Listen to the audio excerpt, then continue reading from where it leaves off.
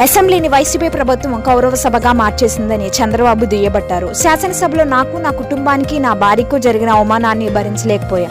గతంలో నాపై బాంబులతో దాడి చేసినప్పుడు ఇంత బాధపడలేదు.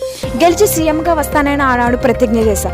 దాన్ని నిజం చేయడానికి ప్రజలు తోడ్పడ్డారు. ఇప్పుడు మళ్లీ శాసనసభను గౌరవ సభగా చేస్తా అని చెప్పారు. నేను స్టేట్మెంట్ ఇవ్వాలంటే కూడా మీరు ఇవ్వలేకుండా చేశారు కాబట్టి బాధ లేదు. మళ్ళీ చెప్తున్నా, ముఖ్యమంత్రి ఈ హౌస్ వస్తాను తప్ప అదర్వైజ్ నాకు ఈ రాజకీయాలు అవసరం లేదు. ఇది గౌరవ సభ కాదు. ఇలాంటి గౌరవ సభలో నేను ఉన్నానని మరొకసారి విజ్ఞప్తి చేస్తూ మీకు నమస్కారం. ప్రజలందరికీ విజ్ఞప్తి చేస్తున్నా, నా అవమానం మీరందరూ అర్థం చేసుకుని నిండు మనసుతో ఆశీర్వించమని కోరుతూ అందరికీ నమస్కారం.